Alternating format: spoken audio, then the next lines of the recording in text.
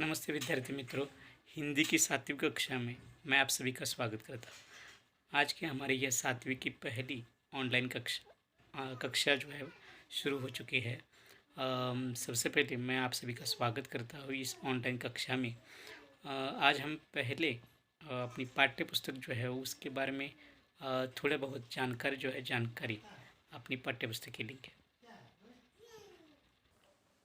तो विद्यार्थी मित्रों, यह हमारी 7वीं हिंदी की किताब किताब है। इसका नाम है हिंदी सुलभ भारती कक्षा 7वीं। सबसे पहले हम इसकी अनुक्रमणिका की ओर जाते हैं।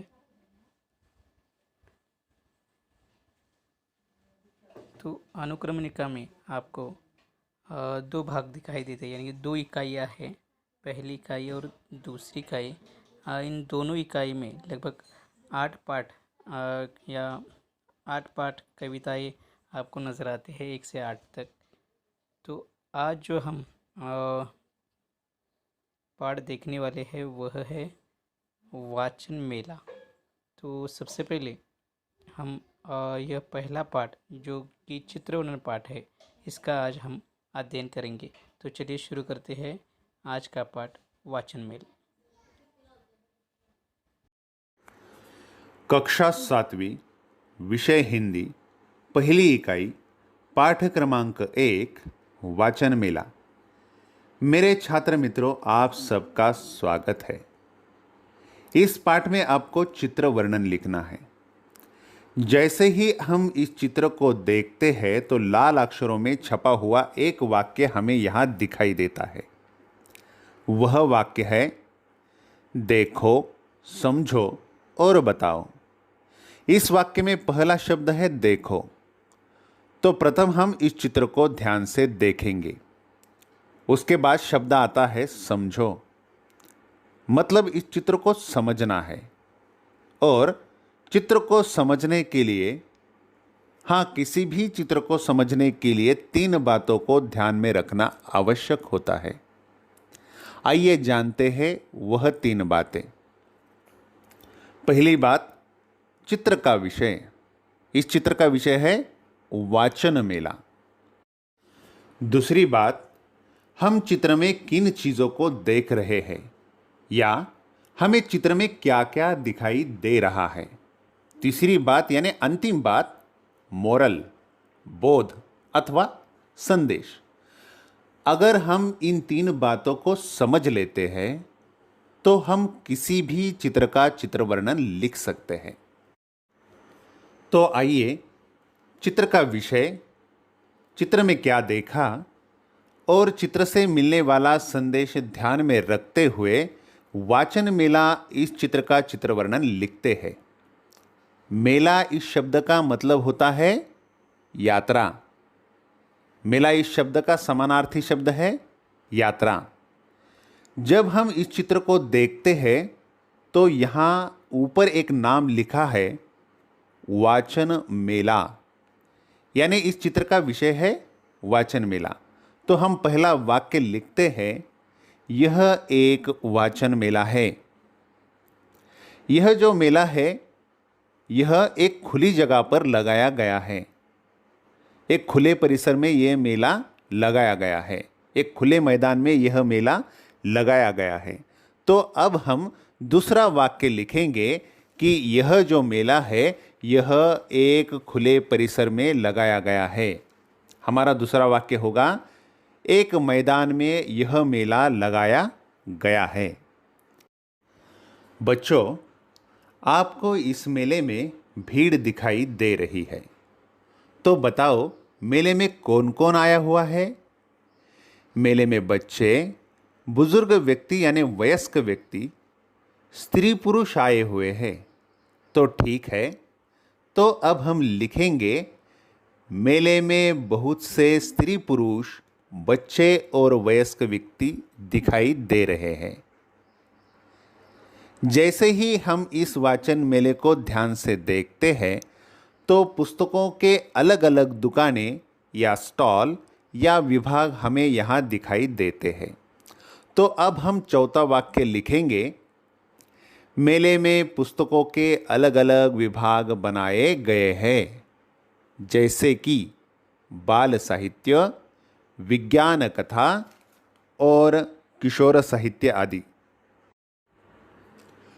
अब हम बाल साहित्य के पास आते हैं तो हमें यहाँ पर बाल साहित्य में दो और विभाग नज़र आते हैं, ई बुक्स और ऑडियो बुक्स। तो हम अब पांचवा वाक्य लिखेंगे। बाल साहित्य में ई बुक्स और ऑडियो बुक्स यह विभाग अलग से बनाए गए हैं। देखो बच्चों, अब इस चित्र को ध्यान से देखेंगे तो यहाँ पर दो लड़कियाँ आपको बाल साहित्य विभाग के पास नज़र आती है और उसके बाजू में ही एक छोटा बच्चा अपने बहन से कुछ पूछ रहा है। शायद वह विज्ञान की किसी पुस्तक के बारे में पूछ रहा होगा। तो अब हम क्रमांक 6 का वाक्य लिखेंगे। बाल साहित्य के बाजू में विज्ञान कथा साहित्य का विभाग है। जैसे ही हम यहाँ से आगे देखते हैं तो हमें यहाँ पर, ठीक यहाँ पर कुछ बुजुर्ग यानी वयस्क व्यक्ति दिखाई देते हैं और वह यहाँ पर कुछ खरीद रहे हैं। शायद उनके लिए इस वाचन मेले में अलग से विभाग बनाया गया होगा। तो अब हम 7वां वाक्य लिखते हैं।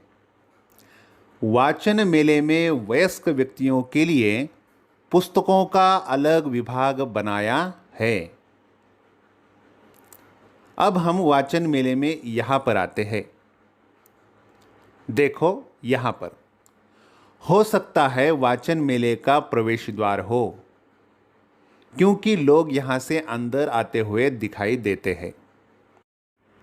उसके बाद अगर हम थोड़ा आगे देखते हैं तो हमें 10 से 15 साल के बच्चे यहाँ नज़र आते हैं जो कि किशोर साहित्य के पास खड़े हैं। जिनकी आयु 10 से 15 होती है, हम उन्हें किशोर कहते हैं। उन बच्चों के लिए भी यहाँ अलग से एक विभाग बनाया है। और हम देख रहे हैं यहाँ पर एक छोटा बच्चा अपनी माता के साथ इस वाचन मेले में आया है और कुछ विद्यार्थी भी यहाँ दिखाई दे रहे हैं। तो अब हम 8वां वाक्य लिखेंगे। किसी विद्यालय के विद्यार्थी इस वाचन मेले में दिखाई दे रहे हैं। ग्रंथ दिंडी निकालते समय ग्रंथों को एक सुंदर पालकी में रखकर उनका सम्मान किया जाता है। यहाँ भी इन छात्रों ने ग्रंथों को एक सुंदर पालकी में रखा है तथा कुछ छात्राएं अपने हाथ में सूचना फलक लेकर इस पालकी के साथ चल रही है। तो हम अब वाक्य लिखेंगे। सूचना फलक लेकर कुछ छात्राएं ग्रंथ दिंडी के साथ चल रही है। अब उन छात्राओं के हाथ में जो सूचना फलक है, उन सूचना फलक पर कुछ लिखा हुआ है। देखो क्या लिखा है। पहले एक सूचना फलक पर, जी बिल्कुल ठीक वहाँ पर लिखा है ग्रंथ दिंडी। तो अब हम इसके बाद वाक्य क्रमांक लिखते हैं 11। एक छात्रा के हाथ में ग्रंथ दिंडी यह शब्द लिखा हुआ सूचना फलक है। और अन्य छात्रा के हाथ में जो सूचना फलक है उस पर क्या लिखा है। पुस्तकों से पाए ज्ञान, जाने भाषाए विज्ञान। अर्थात पुस्तक ही हमारे गुरु है। हम कहते हैं ना, ग्रंथ ही गुरु, और गुरु हमें ज्ञान से भर देते हैं। गुरु और पुस्तकों का जीवन में बड़ा ही महत्व होता है। यही महत्वपूर्ण बात हमें समझाने के लिए उस छात्रा ने सूचना फलक पर ऐसा वाक्य लिखा है और वह ग्रंथ दिंडी के साथ चल रही है। तो लिखो, दूसरी छात्रा के हाथ में पुस्तकों से पाए ज्ञान, जाने भाषाए विज्ञान यह लिखा हुआ सूचना फलक है। मैंने आपसे कहा था कि किसी भी चित्र का वर्णन लिखने के लिए हमें 3 बातों को याद रखना होता है। चित्र का विषय, चित्र में क्या देखा और चित्र से मिलने वाला संदेश अथवा बोध। तो बताओ, इस चित्र से हमें क्या बोध मिलता है? चलिए मैं आपको बताता हूँ। यह जो चित्र है हमें ग्रंथों का महत्व बताता है, वाचन का महत्व बताता है, वाचन संस्कृति का महत्व समझाता है। वाचन संस्कृति जहाँ होती है वहाँ अच्छे विचारों का कोई अभाव नहीं होता। अच्छे विचार हमारे जीवन में लाभदायी होते हैं। अच्छे विचारों से हमारा जीवन समृद्ध बनता है। यह अच्छे विचार हमें ग्रंथों से मिलते हैं, अच्छे पुस्तकों से मिलते हैं। इस प्रकार पुस्तक हमारा जीवन भर साथ निभाते हैं। तो आइए लिखते हैं अंतिम कुछ वाक्य। पुस्तकों से मिला ज्ञान हमें जीवन भर रास्ता दिखाता है। इसलिए कहते हैं, पुस्तकें हैं हम सब की साथी, प्रज्वलित करे ज्ञान की बाती। यह चित्र वर्णन आप आपके वर्ग कार्य में लिखेंगे तथा पुस्तक संबंधी घोष वाक्य लिखो। यह उपक्रम आपको पूरा करना है।